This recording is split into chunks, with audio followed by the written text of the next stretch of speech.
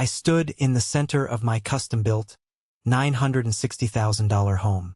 The living room was filled with the soft murmur of my colleagues, the clinking of crystal glasses, and the warm glow of recessed lighting. But all I could focus on was my mother, Sarah, smiling a cold, calculating smile.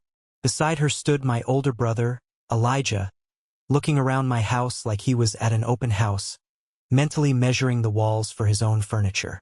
"You're single, Matthew," my mother said, her voice dripping with that familiar, sickening entitlement. "Elijah has a family, 3 growing kids. It's only right you let them move into your spare bedrooms. You can stay in the master suite and manage the property for the family." My jaw clenched. A thick vein throbbed at my temple. After what they did to me 14 years ago, stripping me of everything and leaving me to rot in the winter streets, they dared to stand in my sanctuary and demand the keys. I didn't scream. I didn't throw a tantrum. I just looked at the massive smart TV screen mounted on the wall behind them. What happened next would destroy their perfect, fake facade forever. "Thank you for being here. Grab a warm glass of water, sit down, and listen to me tell the whole story. You see, to understand the sheer audacity of my mother's demand, you have to understand the kind of family I came from. We weren't destitute growing up, but we weren't wealthy either. We lived a solidly middle-class life in the suburbs of Boston.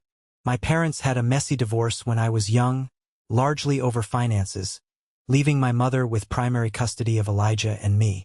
My dad, Robert, sort of faded into the background, paying child support but avoiding the toxic environment my mother cultivated. In our house, there was a clear hierarchy. Elijah was the golden child. He was handsome, athletic, and could do no wrong. I was the spare part. I was the quiet kid who liked computers and stayed out of the way. I accepted this dynamic early on. I never expected to be the favorite. I just wanted to survive until I was 18, go to college, and start my own life. I worked my fingers to the bone in high school. I got a part-time job at a hardware store the moment I turned 15. Every single paycheck, every birthday check from my grandparents, went straight into a college fund my dad had set up for me years ago. My mom was the custodian of the account, but the rule was simple. That money was for my education. By the time I was a senior in high school, I had $45,000 sitting in that account. It was my ticket out. It was my future. I didn't care that Elijah got a brand new car for his graduation while I got a pat on the back. I didn't care that my mom bragged about Elijah's mediocre college grades to anyone who would listen while ignoring my straight A's. I had my plan. I had my fund. The housewarming party was supposed to be a celebration of how far I had come. My business partner, Carter, was there. My college mentor was there. Even the CEO of the company that bought out my startup was mingling near the kitchen island. But the moment my mother and brother walked through that heavy mahogany front door, the air in the room changed. They didn't bring a gift. They didn't offer congratulations. Chloe, Elijah's wife, immediately started complaining about the drive and how hard it was to find parking for their SUV. I watched them circulate through my home, their eyes wide with poorly concealed greed. They touched the marble countertops. They inspected the high-end appliances. They looked at my life not with pride, but with ravenous hunger. And when my mother finally cornered me in the living room, surrounded by my closest friends and colleagues, to deliver her ultimatum about Elijah moving in, a profound sense of calm washed over me. It was the calm of a man who held all the cards. But to play my hand, I had to let the memory of the darkest night of my life fuel my next move. Let me take you back 14 years. It was a Tuesday in early February, the kind of Boston winter night where the wind physically hurts your face and the snow turns into a hard, dirty crust of ice. I was 18 years old. I had just finished a brutal 6-hour shift at the hardware store after a full day of high school classes. My hands were cracked from the cold, and all I wanted was a hot shower and my bed. I unlocked the front door and walked into the kitchen. The smell of cheap takeout hung in the air. My mother and Elijah were sitting at the dining table, totally engrossed in a sea of printed spreadsheets and bank statements. They didn't even look up when I took off my boots. "What are you guys working on?" I asked, grabbing a glass of water from the fridge. My mother kept her eyes glued to the papers. Elijah and Chloe are buying a house, she said casually. With the baby coming, they need a proper place. A 3-bedroom in the suburbs. That's great, I said genuinely. I didn't love Elijah, but a baby was good news. The problem is the down payment, Elijah chimed in, leaning back in his chair and crossing his arms. The bank requires 20% to avoid the extra insurance. We're short. I nodded, not really seeing how this involved me. Well, I hope you figure it out. I turned to head to my room. We already did, my mother said. Her voice was flat, totally devoid of emotion. We're using your college fund. I froze in the hallway. The glass of water in my hand suddenly felt very heavy. I turned around slowly. Excuse me? My mother finally looked at me. Her expression was the same one she used when telling me we were out of milk. Your college fund, Matthew. There's $45,000 in there. It's exactly what your brother needs to close on the house. You're smart. You can go to a community college for a couple of years, get some loans, and figure it out. Family comes first. My brain short-circuited. I couldn't process the words. That's my money, I stammered, my voice cracking. Dad set that up. I worked for 3 years putting my own paychecks into that account. It's for my tuition. Elijah let out a loud, obnoxious sigh. Don't be so dramatic, Matt. You're single. You don't have responsibilities. I'm starting a family. What do you want, your niece to grow up in a cramped apartment just so you can go to some fancy 4-year university right away? Yes, I shouted, the shock instantly turning into burning rage. Yes, I do. Because I earned it. You didn't save a dime, Elijah. You spent your salary on designer clothes and vacations. You can't just steal my future because you lack basic planning skills. My mother stood up, her chair scraping violently against the linoleum floor. Her face twisted into a mask of pure fury. Do not speak to your brother that way in my house. I am the custodian of that account, and I make the financial decisions for this family. The money is already being transferred. It's done. Felt like the floor had dropped out from under me. Felt like I was attending my own funeral. My future, the one I had meticulously planned and sacrificed for, was gone in a single signature. You're a thief, I whispered, staring directly into my mother's eyes. You're stealing my life. She crossed her arms, her jaw set in stone. If you are going to be this selfish and ungrateful, if you refuse to help this family when we need it most, then you don't belong under this roof. You have a choice, Matthew. Accept this with a smile or pack your bags and get out. You're 18. You're a legal adult. Figure it out on your own. She was bluffing. She had to be bluffing. But as I looked at her, and then at Elijah who was smirking at his phone, I realized the horrifying truth. They didn't care about me. To them, I was just a walking ATM. An obstacle. I didn't say another word. I walked into my small bedroom. I grabbed my beat-up duffel bag and shoved whatever I could fit inside. Jeans, sweaters, my laptop, my chargers, and my important documents. My hands were shaking so violently I could barely zip the bag. I slung it over my shoulder and walked back down the hallway. My mother watched me from the kitchen. She didn't move. She didn't say a word. She didn't try to stop me. Elijah didn't even look up from his screen. I opened the front door and stepped out into the freezing Boston night. The door clicked shut behind me, locking me out of my childhood forever. The first night was pure adrenaline. I drove my 15-year-old Honda Civic to a 24-hour Walmart parking lot on the edge of town. I parked under a bright street lamp, hoping the light would deter anyone from messing with the car. I reclined the driver's seat, pulled my winter coat up to my chin, and stared at the frost forming on the inside of the windshield. I didn't sleep. My mind was racing, trying to calculate how I was going to survive. When the sun came up, the adrenaline crashed, and reality set in. It was a brutal, bone-chilling reality. Have you ever tried sleeping in a car during a New England winter? The cold doesn't just surround you. It seeps into your bones. It settles in your joints. No matter how many layers you wear, you can never get warm. You wake up every hour, your body convulsing with shivers, forced to turn on the engine for 10 minutes just to run the heater, praying you don't run out of gas because gas means money, and money was something I no longer had. For 2 weeks, that parking lot was my home. My morning routine consisted of driving to a cheap local gym where I had a $10 a month membership. I would take the longest, hottest shower I could stand, trying to thaw my frozen limbs. I washed my one spare set of clothes in the gym sink and dried them under the hand dryer. I stared at myself in the mirror. My eyes were sunken, surrounded by dark purple circles. My skin was pale and dry. I looked like a ghost. I couldn't go back to high school. I couldn't focus on calculus when my stomach was cramping from hunger.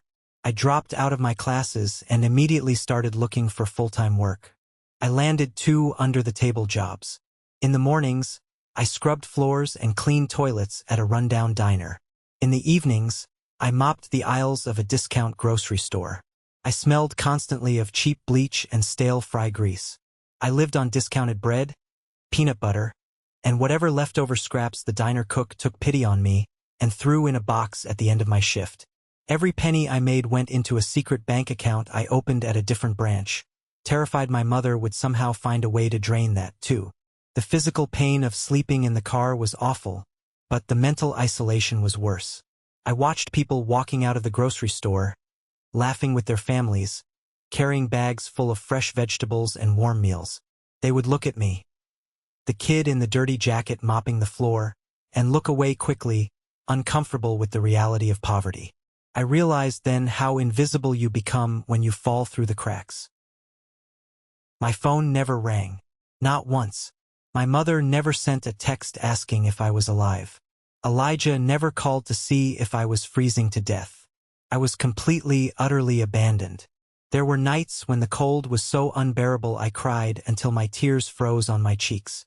There were moments when the exhaustion was so heavy I considered driving back to that house, getting on my knees, and begging my mother to let me sleep in the hallway.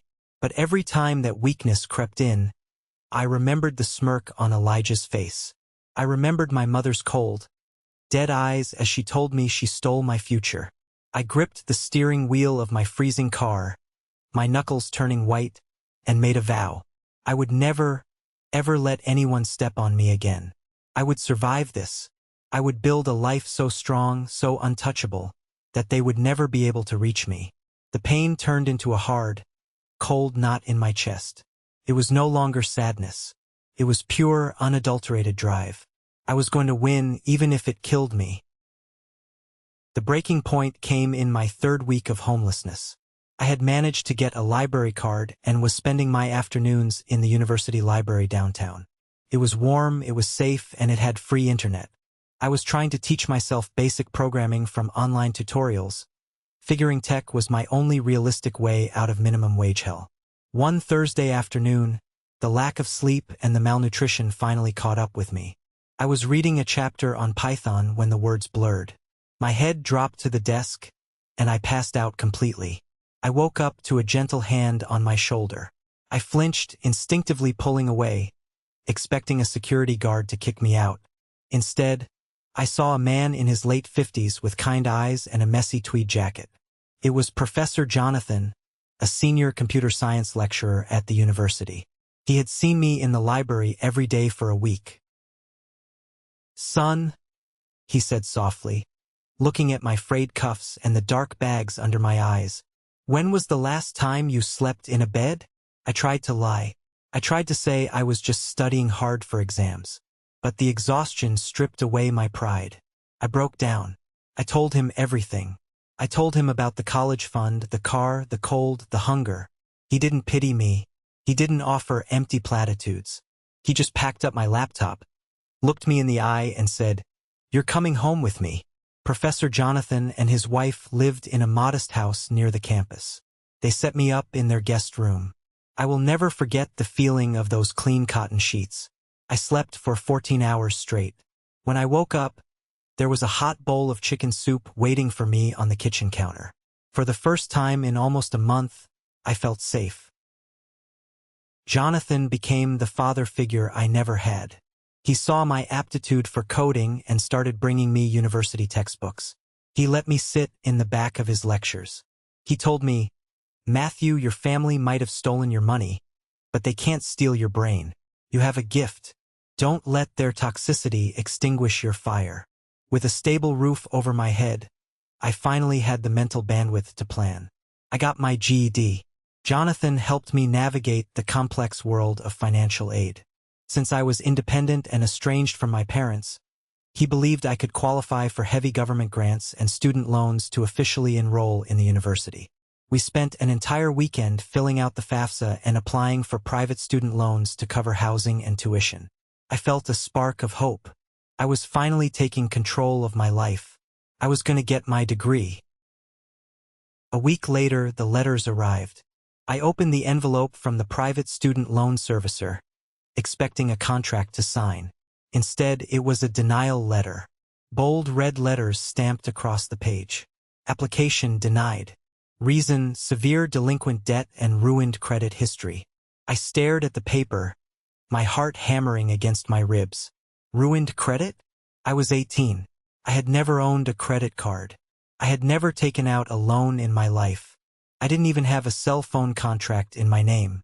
My hands began to shake as a sickening realization washed over me.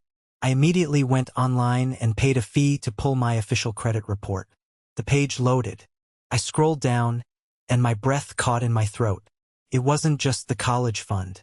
What I saw on that screen was a level of betrayal so profound, it made the theft of my savings look like a minor misunderstanding. The nightmare wasn't over.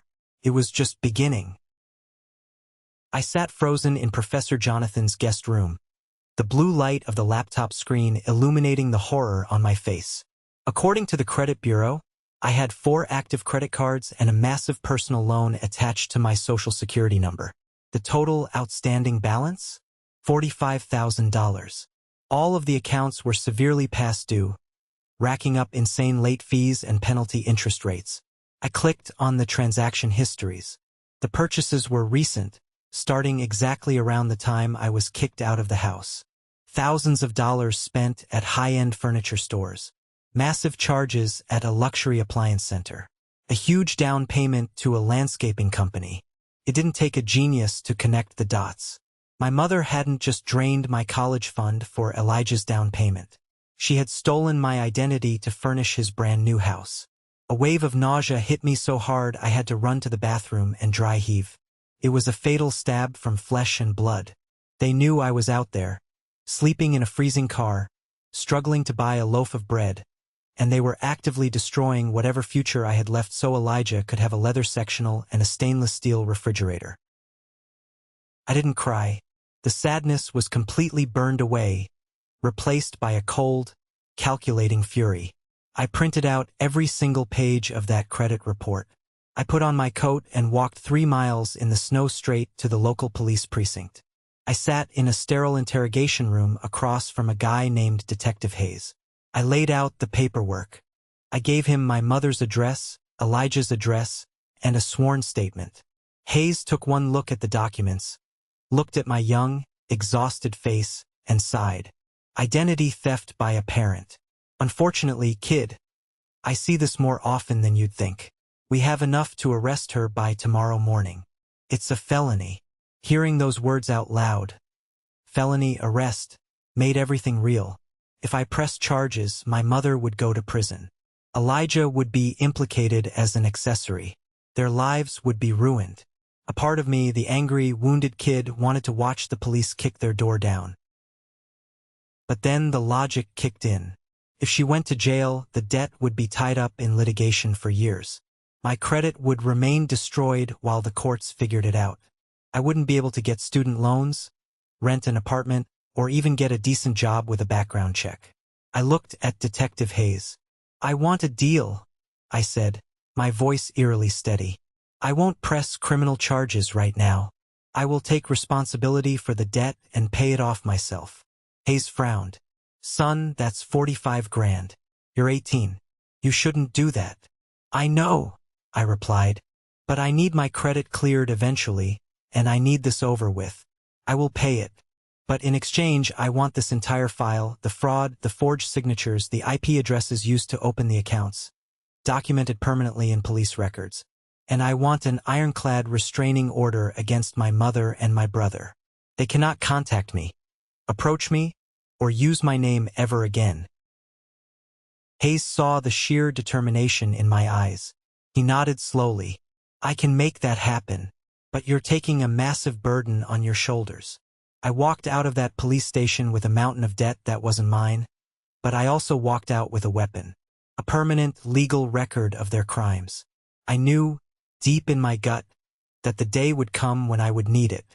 The next 4 years were a blur of sleep deprivation, caffeine, and relentless grinding. I was officially a full-time university student, thanks to Professor Jonathan helping me secure emergency grants, but my real life was defined by the debt. $45,000 at high interest. It was a monster that breathed down my neck every single day. I worked 3 jobs while taking a full course load in computer science. I did freelance coding for pennies at night, managed a campus coffee shop at dawn, and fixed broken laptops for students on the weekends. I didn't go to parties. I didn't date. I barely existed outside of work and school. Every extra dollar went straight to the credit card companies to pay off Elijah's luxury furniture. But my mother, the ghost of manipulation, wasn't done trying to ruin me. During my sophomore year, I went to file my taxes. I was expecting a small refund, desperately needed money to fix my overheating laptop. But the IRS rejected my electronic return. The reason? Someone had already claimed me as a dependent. I knew exactly who it was. My mother was trying to claim me on her taxes to get a larger refund for herself, essentially telling the government she was financially supporting me while I was starving and paying off her fraudulent debt. It was the ultimate slap in the face. I didn't call her to argue. I didn't yell. I went to the university's free legal clinic. A sharp-eyed law student helped me draft a brutal, terrifying cease and desist letter. We threatened her with IRS fraud investigators, citing the existing police reports regarding the identity theft. We sent it via certified mail, so she had to sign for it. I never heard a word back from her, but the tax issue was magically resolved 2 days later. That was the last time I ever dealt with her indirectly. The wall between us was now made of concrete and legal threats. It was during this dark, exhausting period that I met Carter. Carter was another computer science major, brilliant but chaotic. He came from a poor family too, always stressing about paying rent and buying textbooks. We bonded over cheap ramen noodles and late-night coding sessions in the library. One night at 3 a.m., as we were both staring at our miserable bank account balances on our phones, Carter slammed his hand on the table. "Man, these banking apps are built for rich people. They show you your investments and your portfolio. I don't need a portfolio. I need an app that tells me if I buy this coffee, I won't make rent on Tuesday." It was a light bulb moment. The frustration, the poverty, the constant anxiety about money, we could weaponize it. We decided to build a financial management app designed specifically for broke college students and people living paycheck to paycheck. An app that analyzed microspending, predicted overdrafts, and gamified saving pennies. We called it Senior Building. Sen became my obsession. It was my way of taking control of the financial trauma my family had inflicted on me. While other students were at football games, Carter and I were locked in a basement lab writing thousands of lines of code. I poured all my anger, my hypervigilance about money, and my technical skills into the architecture of that app. I was exhausted, stressed, and still drowning in my family's debt. But for the first time in my life, I felt like I was building a ladder out of the mud. The launch of Sen was slow at first. We pushed it out to the university network, hoping maybe a few hundred students would download it. But the algorithm I wrote to predict budget shortfalls was incredibly accurate. Students loved it. Word of mouth spread. By the time Carter and I graduated, Sen had 50,000 active users across a dozen universities. We didn't take corporate jobs. We rented a tiny, roach-infested apartment in the city, slept on mattresses on the floor, and worked on Sen 20 hours a day. We sought venture capital, faced dozens of rejections, and finally landed a seed round that let us hire a small team. The next 5 years were a rocket ship. The economy was tough, inflation was rising, and suddenly, Everyone needed an app to help them stretch their salary. SAN exploded. We went from 50,000 users to 5 million. We were featured in major tech magazines. We moved out of the Roach apartment and into a sleek downtown office. And then, the day my life changed forever arrived. We were called into a meeting with Mr. Anderson, the CEO of one of the largest fintech corporations in the world. He was a ruthless, brilliant businessman. He didn't waste time with small talk. He looked at Carter and me across a massive glass conference table and said, "Your user acquisition cost is the lowest I've ever seen. Your predictive algorithm is flawless. I want to buy SAN, and I want to integrate your team into our infrastructure." He slid a piece of paper across the table. When I saw the number, my lungs stopped working. It was an acquisition offer for mid-8 figures. Millions of dollars. We signed the paperwork 2 weeks later. The day the wire transfer hit my bank account, I sat in my office and stared at the screen for an hour. 7 figures. I was a multimillionaire at 29. The first thing I did wasn't buy a sports car or a Rolex. I logged into the loan servicer portal and paid off the last remaining balance of that $45,000 debt my mother had burdened me with. I watched the balance drop to 0. A physical weight lifted off my chest. A weight I had carried since I was 18. I was finally truly free. With my newfound wealth, I decided it was time to establish my roots. I wanted a fortress, a place that belonged entirely to me, where no one could ever kick me out. I spent months looking before I bought the house. $960,000 in cash. It was a sprawling, modern craftsman home in a high-end gated community, with 4 bedrooms, a massive kitchen, and a wraparound porch. It was perfect. As I walked through the empty rooms, smelling the fresh paint and the polished mahogany floors, a strange thought crept into my mind. I had won. I had survived the winter in the car, the starvation, the crushing debt, and the betrayal. I had built an empire from the mud they pushed me into. But the victory felt incomplete. They didn't know. My mother and Elijah were likely still living in their bubble of delusion, thinking I was a failure who had amounted to nothing. I realized then that moving on wasn't enough. I needed them to see exactly who they threw away. I needed them to look at my success and choke on their own regret. It was time to invite them into my web. Planning the housewarming party became my ultimate project. I hired the best caterers, invited my closest friends, my tech industry colleagues, Carter and Professor Jonathan. But the most important names on the guest list were Sarah and Elijah. Before I sent the invitations, I needed intel. I hadn't spoken to them in over a decade. I needed to know exactly what kind of situation I was walking into. So, I reached out to the one person who might know: my dad, Robert.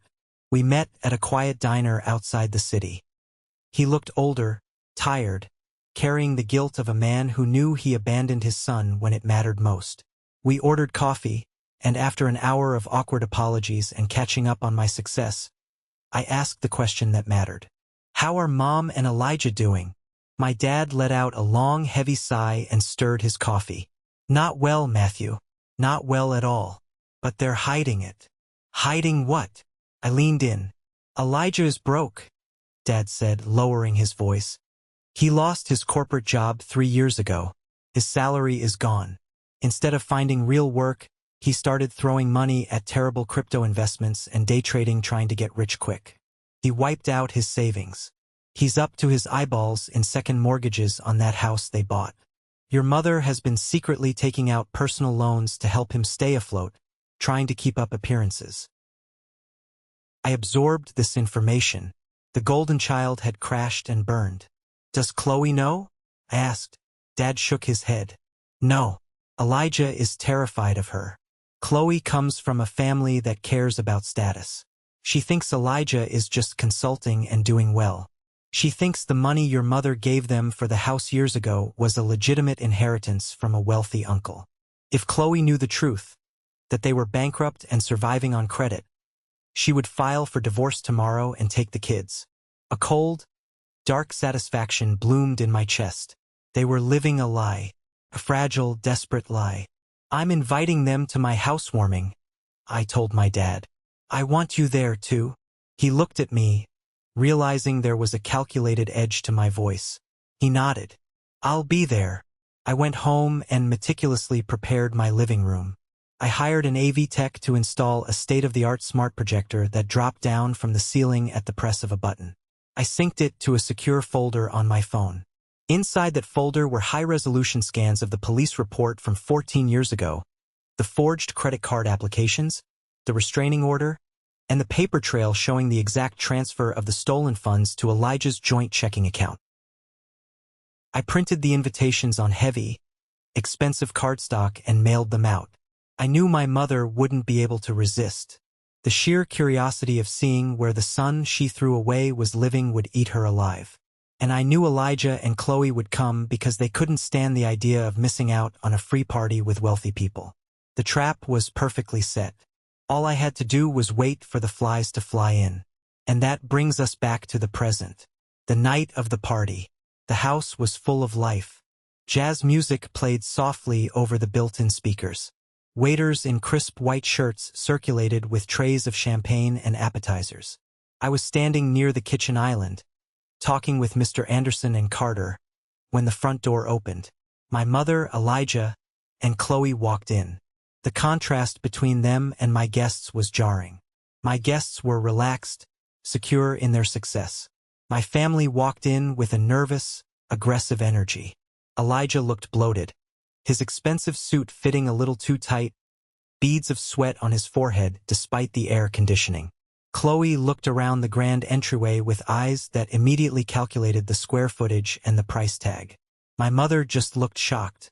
She stared at the crystal chandelier, then at me, unable to compute how the boy she abandoned in the snow was standing in a mansion. I walked over, projecting the image of a gracious host. "Welcome," I said smoothly. "Glad you could make it. Matthew," my mother managed to say, her voice tight, "this is quite the place. Are you renting?" "I own it," I said, taking a sip of my sparkling water. "Cash." Elijah let out a forced, hollow laugh. "Wow, tech money must be nice. Must be easy sitting at a computer all day while the rest of us work in the real world." I smiled, a shark's smile. "It has its rewards, Elijah." Over the next hour, I watched them unravel.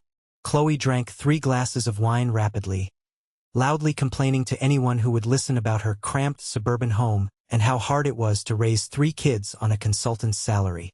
She glared at my spacious, empty living room with pure envy. My mother, meanwhile, was doing what she always did, manipulating the narrative. She pulled me aside, trying to act like a proud parent in front of my CEO, Mr. Anderson. "You know, Matthew always had a good head on his shoulders. I pushed him hard when he was young. Sometimes tough love is the only way to build character." I felt my blood run cold, but I kept my smile locked in place. Tough love. That's one word for it. Eventually, the crowd naturally gravitated toward the center of the massive living room for a toast. I raised my glass to thank my friends, Carter, and Professor Jonathan for their unwavering support. As the applause died down, my mother stepped forward, placing herself right in the center of the room. She cleared her throat loudly. "If I may," she announced, her voice echoing off the high ceilings. The room went silent. She looked at me, then at Elijah, projecting the image of a matriarch making a grand decree. "Seeing Matthew's beautiful home today has made me realize how important family is," she began, her tone falsely sweet. "And seeing all this empty space, well, it just doesn't make sense. Matthew is a single man. He works all the time. But Elijah and Chloe have 3 beautiful children who need room to grow. They are struggling for space." She turned directly to me, dropping the sweet act, her eyes turning hard and commanding. "Matthew, it's time you stepped up for your family. We've decided it would be best for everyone if Elijah, Chloe, and the kids moved into the 3 spare bedrooms here. You can stay in the master suite. Elijah can manage the property for you. It's the least you can do after everything this family has sacrificed for you." The silence in the room was absolute. You could hear a pin drop. Mr. Anderson looked horrified. Carter's face turned red with anger. My dad, standing near the back, covered his face with his hand. Chloe stood next to Elijah, looking incredibly smug, crossing her arms as if the keys were already handed to her. Elijah puffed out his chest, waiting for me to bow my head and obey, just like I did when I was a kid. I stood there, looking at the three of them. 14 years of pain, of cold nights, of starvation, of crushing debt, all crystallized into this single moment. They really thought they still owned me. They really thought I was still that terrified 18-year-old boy. I didn't yell. I didn't get angry. I let out a low, genuine chuckle. "Move in," I asked softly, the sound carrying perfectly in the silent room. I reached into my pocket and pulled out the small black remote for the smart home system. "Mother?" I said, my voice dropping an octave, turning ice cold. "I think there's a few things Chloe needs to see before she packs her bags." I pressed the button. The lights in the living room dimmed instantly, and with a mechanical hum, the massive projector screen dropped down from the ceiling right behind them. The trap had snapped shut. The projector screen unrolled with a quiet, mechanical whir, casting a bright, harsh light over the living room.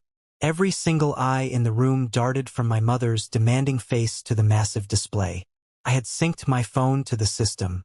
With a single swipe of my thumb, the first document filled the screen. It was a high-resolution scan of a police report. The header clearly showed the logo of the Boston Police Department, dated 14 years ago. My mother's face instantly lost all its color.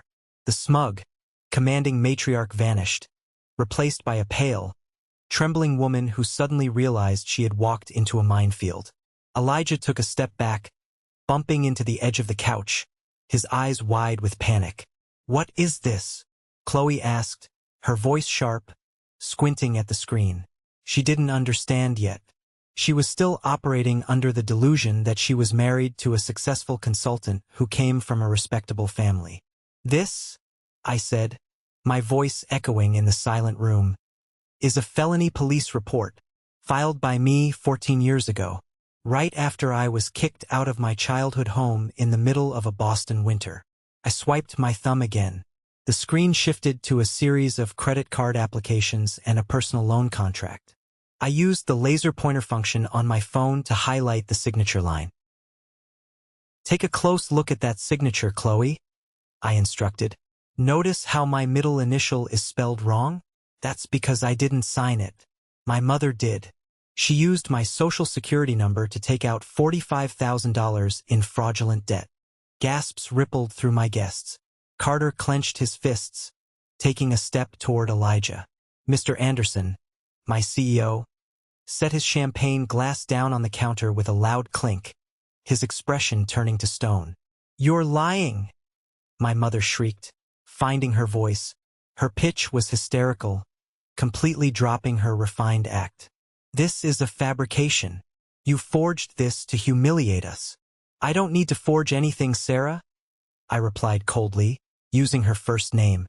Felt empowering. Because the next slide shows exactly where that $45,000 went. I swiped again. Bank statements appeared. They showed the fraudulent loan being deposited into an account, and then an immediate wire transfer for the exact same amount. The destination account was highlighted in bright yellow. It was a joint checking account, under the names Elijah and Chloe. Chloe gasped loudly, her hand flying to cover her mouth. She stared at the screen, then turned slowly to look at her husband. Elijah was sweating profusely now. He looked like a cornered rat, his eyes darting toward the front door. "Elijah," Chloe whispered, her voice trembling. "That date, that amount, that's the exact amount of our down payment for our first house. You told me that money was an inheritance. You said your wealthy uncle passed away and left it to you." The word inheritance hung in the air like a bad joke. "It was a gift," Elijah stammered, holding his hands up defensively. "Mom gave it to us as a gift. I didn't know where she got it." "You knew exactly where she got it?" I snapped, my voice cutting through his lies like a knife. "You sat at the kitchen table and watched her tell me she drained my college fund. And when that wasn't enough to cover your luxury furniture, You watched her steal my identity. You built your entire life on my back while I slept in a freezing car and starved. The room was electric with tension. Professor Jonathan stood beside my dad, both of them looking at my mother with absolute disgust. My dad's face was red with shame and anger. He had known parts of this, but seeing the actual police reports, the forged signatures, the sheer magnitude of the theft, broke something inside him. Chloe was hyperventilating now. She was a woman who cared deeply about appearances, about doing things right. The realization that her beautiful suburban home, the foundation of her marriage, was bought with stolen money from an abused teenager was tearing her apart in real time. "You let me believe we earned that," Chloe cried, tears spilling over her mascara. "You let me sit here tonight and demand his house. Oh my God, Elijah, you're a criminal. You are both criminals." I swiped one last time. The final document was the permanent restraining order. I spent the next 4 years of my life working 3 jobs, living on ramen, to pay off that debt so she wouldn't go to federal prison. I addressed the room, but my eyes were locked on my mother. I bought my freedom. I built my company. I earned my salary, every single penny of it. You have no power here. You have no claim here. This house is mine. My mother was backed into a corner, completely exposed in front of incredibly powerful, successful people. Her entire narrative of being the selfless, tough-love parent was shattered into a million pieces. But narcissists don't apologize when they are caught. They double down. "I did what I had to do for this family," she screamed, pointing a shaking finger at me. "Elijah needed a house. He had a baby on the way. You were just a kid, you had time to figure things out. A mother has to make hard choices. You should be thanking me. If I hadn't pushed you out, you would have never worked hard enough to get this house. I made you who you are." The sheer audacity of her statement sent a physical shockwave through the room. She was actually trying to take credit for my success. Before I could even formulate a response to that level of delusion, a voice boomed from the back of the room. "Shut your mouth, Sarah." It was my dad. Robert pushed his way to the front of the crowd. I had never seen him look so furious. He had spent his whole life avoiding conflict with her, taking the easy way out. But not tonight. "Don't you dare try to take credit for Matthew's brilliance," my dad yelled, pointing right back at her. "You didn't make him. You tried to break him. You stole the college fund I set up for him. You committed fraud. You are a toxic, abusive woman. And the only reason Matthew survived is because he is twice the man Elijah will ever be." My mother physically recoiled. Having her ex-husband dress her down in front of a crowd of tech millionaires was the ultimate humiliation. She looked at Elijah for support, but Elijah was too busy trying to deal with his wife. Chloe was vibrating with rage. She shoved Elijah hard in the chest. "Don't touch me," she hissed as he tried to grab her arm.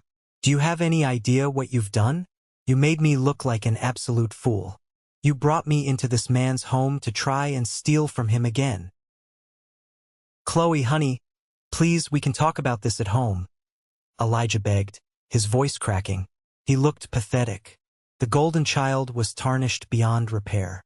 "There is no home, Elijah," Chloe spat. "Our home is built on a felony. You lied to me about the inheritance. What else have you lied about? Is there even a consulting job? Are we even paying the mortgage?"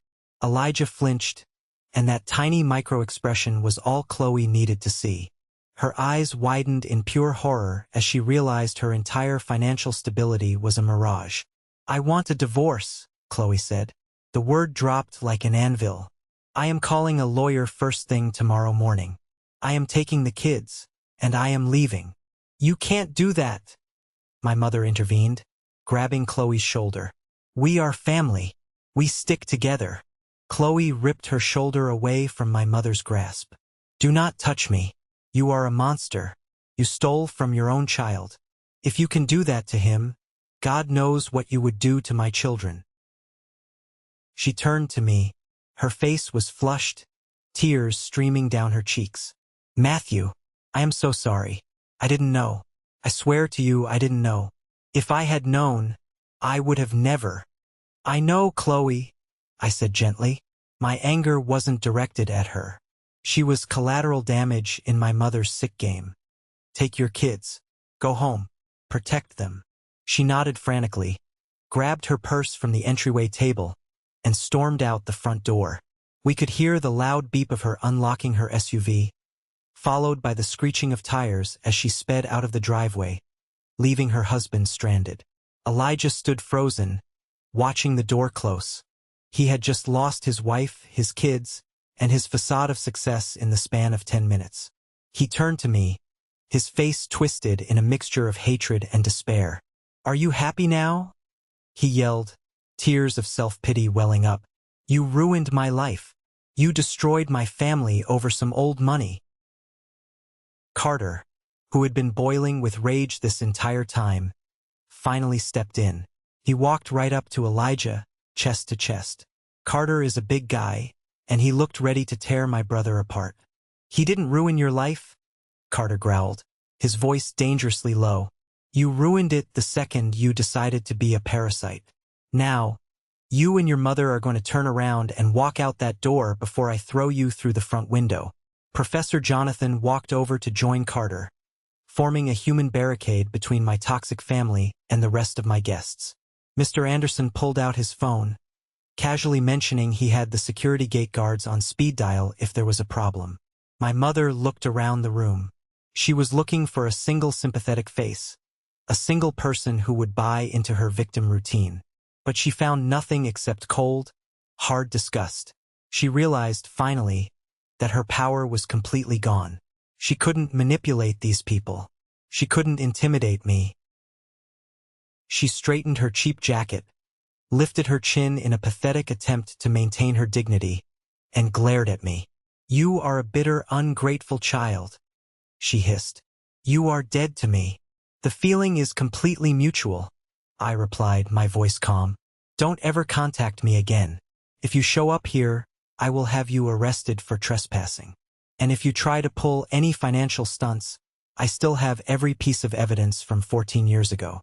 The statute of limitations might be complicated, but I have enough money to tie you up in civil court until the day you die."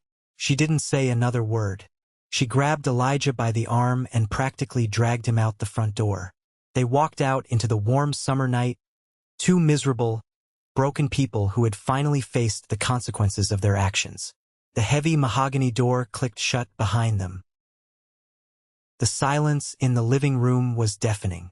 My heart was pounding so hard I could hear it in my ears. I pressed a button on the remote, and the projector screen rolled back up into the ceiling, hiding the evidence of my painful past. Mr. Anderson was the first to speak. He walked over, picked up his champagne glass, and clapped me firmly on the shoulder. "Matthew, I always knew you were a tough negotiator in the boardroom. Now I know why. You're a survivor. Good for you for taking out the trash." The tension in the room finally broke.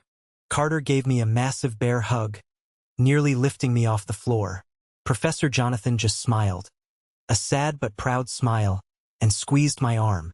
The caterers quickly moved in to refill drinks and clear plates. The party resumed, but the atmosphere had changed. It wasn't just a housewarming anymore. It was a celebration of liberation. Later that night, after the last guest had left and the caterers had packed up their vans, I stood alone in my kitchen. I grabbed a broom and swept up a wine glass that had shattered during the commotion. As I dumped the broken glass into the trash, I realized I was crying. They weren't tears of sadness. They were tears of pure, unadulterated relief. It felt like I had been carrying a massive, cancerous tumor in my chest for 14 years, and a surgeon had finally cut it out. I could breathe. I was safe. The adrenaline crash the next morning was intense. I woke up in my massive master bedroom, staring at the ceiling, feeling a strange emptiness. The battle was over. I had won. But winning against your own blood leaves a complicated residue on your soul. I knew I couldn't navigate the fallout alone, so I booked an emergency session with Dr. Blake, my therapist. I had been seeing her since my startup gained traction, trying to unpack the hypervigilance and trust issues my childhood had caused. Sitting in her comfortable office, I recounted the events of the housewarming party. I told her about the projector, Chloe's reaction, my dad standing up, and the look on my mother's face. Dr. Blake listened quietly, taking notes. When I finished, she asked a simple question. How do you feel, Matthew? I feel free, I admitted. But I also feel a lingering guilt. Not for my mother, not for Elijah, but for the kids, my niece and nephews. I just blew up their parents' marriage. I exposed their father as a fraud. What kind of uncle does that? Dr. Blake leaned forward. You didn't blow up their marriage, Matthew. Elijah's lies blew up his marriage. Your mother's crimes blew up the family dynamic. You simply turned on the light in a dark room. The roaches scattered, but you didn't create the roaches. She was right. Logic dictated she was right. But emotions are rarely logical. Those kids are going to suffer because Elijah is incompetent, I said, rubbing my temples. Chloe is going to be fighting a messy custody battle. The divorce lawyers are going to drain whatever little money they have left. It feels like a funeral for those kids' childhoods. So, what is your boundary? Dr. Blake asked. You have wealth. You have power. You want to help the children, but you cannot enable the parents. How do you structure that? That session shifted my entire perspective. I realized my responsibility wasn't to save Elijah or fix my mother. My responsibility was to break the generational curse. I had to ensure that Gabriel, Caleb, and little Lily never had to sleep in a freezing car because their parents stole their future. I left Dr. Blake's office with a clear plan. I wasn't going to be the distant, vengeful uncle. I was going to be the safety net those kids deserved. But I would do it on my terms, with ironclad legal protection. I immediately called my corporate lawyer and set up a meeting for the following week. I had trusts to build. 6 months passed. The dust from the housewarming party settled, but the legal and financial wreckage left in Elijah's wake was spectacular. Through my dad, I kept tabs on the situation. Chloe filed for divorce immediately. During the discovery phase of the legal proceedings, the ugly truth about Elijah's finances was dragged out into the daylight. He hadn't just lost his corporate job, he had been fired for gross incompetence. He had spent the last 3 years funneling credit card cash advances into shady crypto schemes trying to hit the jackpot. Their beautiful suburban home, the one bought with my stolen college fund, was heavily leveraged with a second mortgage and a HELOC loan. The bank foreclosed on it. Elijah was forced to declare total bankruptcy. He was stripped of his assets, his pride, and his family. Chloe won primary physical custody of the kids, citing Elijah's financial instability and gambling-like behavior. With no job, no wife, and no home, the golden child had nowhere else to go. Elijah had to pack his cheap suitcases and move back into my mother's cramped, aging apartment. It was poetic justice. 2 narcissists, stripped of their money and their audience, locked in a tiny box together. According to my dad, they were completely miserable. Without me to serve as the scapegoat, they turned on each other. My mother blamed Elijah for being a failure and losing his wealthy wife. Elijah blamed my mother for coddling him and giving him bad financial advice. Their apartment became a war zone of screaming matches and bitter resentments. One rainy Tuesday afternoon, my phone buzzed. It was an unknown number. I answered it cautiously. Matthew, it was my mother. Her voice sounded thin, raspy, and desperate. The commanding tone she had wielded my entire life was completely gone. How did you get this number? I asked, keeping my voice flat. Your dad gave it to me. Please, Matthew, don't hang up, she begged. Things are really bad here. Elijah can't find work. His bankruptcy ruined his background checks. We are drowning in legal fees from the divorce. The landlord is threatening to evict us because we are 2 months behind on rent. Please, you have so much. Just a small loan. $10,000. Just to keep a roof over our heads. I sat in my home office, looking out the large bay window at my manicured lawn. 14 years ago, I was sleeping in a Walmart parking lot, scraping ice off my windshield, starving, while she bought luxury leather sofas with my stolen identity. Alone, I repeated, a cold smile touching my lips. Like the personal loan you took out in my name when I was 18? I was desperate back then, she cried. I made a mistake. Please, you're my son. You can't let your mother become homeless. I survived being homeless, I said quietly. It builds character. You told me that yourself. Consider this some tough love. Matthew, please, I'll do anything. You already spent my college fund, Sarah, I said, my voice hardening into steel. I don't owe you a dime. Never call this number again. I hung up the phone and immediately blocked the number. I felt a brief flutter in my chest, a phantom pang of guilt conditioned by years of abuse. But it vanished as quickly as it came. They were facing the consequences of a lifetime of terrible choices. I refused to be their life raft. While I cut my mother and brother out of my life completely, I made a very different choice regarding Chloe and the kids. A few weeks after the divorce was finalized, I invited Chloe out for coffee. She looked exhausted, carrying the heavy burden of single motherhood and financial rebuilding. But her eyes were clearer. She was free from the lies. I handed her a thick manila envelope. Inside were documents drafted by my corporate lawyer. What is this? She asked, looking at the complex legal jargon. These are irrevocable educational trust funds, I explained. One for Gabriel, one for Caleb, and one for Lily. I fully funded them.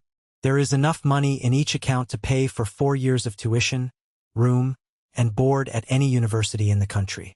If they choose trade school, it covers that too. Chloe stared at the papers, her hands trembling. Tears welled up in her eyes. Matthew, I can't accept this. Not after what Elijah did to you. Not after I blindly benefited from it. You didn't know, I reassured her softly. And the kids are innocent. I know what it feels like to have your future stolen. I know what it feels like to panic about paying for textbooks. I will not let my nieces and nephews experience that.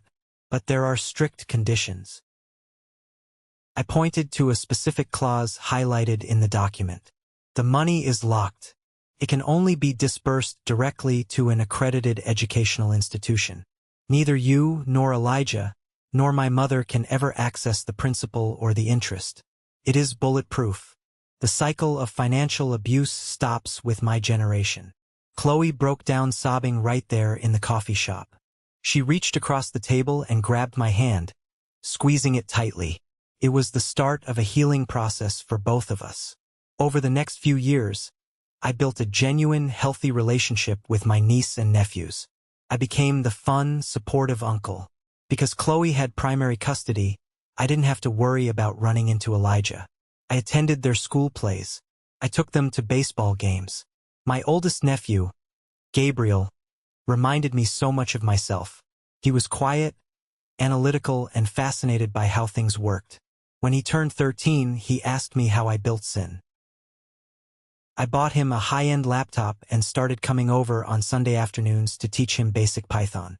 We would sit on the massive wraparound porch of my house, the sun warming the wooden floorboards, typing lines of code. One afternoon, he was struggling to debug a simple script. He got frustrated and slammed the laptop shut. "I'm too stupid for this," he muttered, echoing the toxic self-doubt my mother used to instill in me. I gently put my hand on his shoulder. "Hey, look at me." He looked up, his eyes frustrated. "You are incredibly smart, Gabe," I told him, making sure my voice held absolute conviction. "Coding is hard. It's supposed to be hard. But you don't quit when things get complicated. You fix the error and you run it again. You have a gift. Don't let anyone, not even yourself, tell you otherwise." Gabriel took a deep breath, opened the laptop, and found the missing semicolon. When the program finally ran perfectly, his face lit up with a smile that was worth more than every dollar in my bank account. In that moment, I knew I had officially won. I hadn't just survived my family. I had changed the trajectory of the next generation. It's a warm Saturday evening in July. I am standing on the deck of my home, flipping burgers on a massive stainless steel grill. The smell of hickory smoke and grilled corn fills the air. My dad, Robert, is sitting at the patio table, laughing loudly at a joke Carter just told. Carter, now the chief technology officer of a massive tech firm, is holding a beer and explaining the intricacies of server architecture to Gabriel, who is listening with wide, fascinated eyes. Professor Jonathan and his wife are relaxing in the lounge chairs, enjoying the sunset. I look around at this group of people. There isn't a drop of toxic blood among them. My dad is here, yes. We did a lot of work to repair our relationship. He apologized for his cowardice, and while I can't change the past, I chose to forgive him. He proved he could change. He showed up when it mattered. But looking at Professor Jonathan, who took me in when I was a freezing, starving kid. Looking at Carter, who built an empire with me in a roach-infested apartment. Looking at my nephew, whose future is secure because I chose to break the cycle. This is my family. I learned the hard way that blood is just a biological accident. It doesn't guarantee love, respect, or loyalty. Family isn't something you are automatically born into. It is something you build, piece by piece, through shared struggles, mutual respect, and unwavering support. 14 years ago, I drove away from my childhood home with nothing but a duffel bag and a broken heart. They tried to bury me under debt and manipulation. They tried to sacrifice my future to fund their fake, hollow lives. But they didn't realize they were just burying a seed. I grew in the dark. I built a fortress they could never breach. And when the time came, I didn't just protect myself. I set the record straight and protected the innocent kids caught in their web. I am 32 years old. I am at peace. And my house, my real home, is finally full of light. Thank you for sticking around and listening to my story.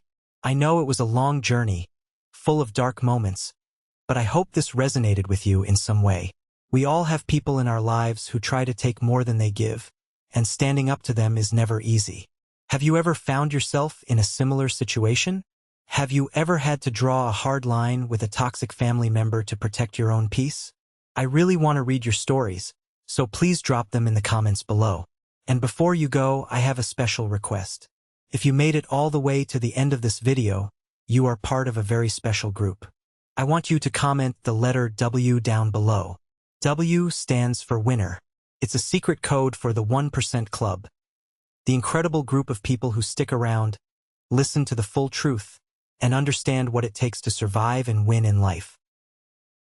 If you enjoyed this story and want to hear more about navigating life, building success from scratch, and protecting your peace, please hit that like button and follow the channel. We are building a community of winners here, and I want you to be a part of it. Stay strong, protect your boundaries, and I will see you in the next story.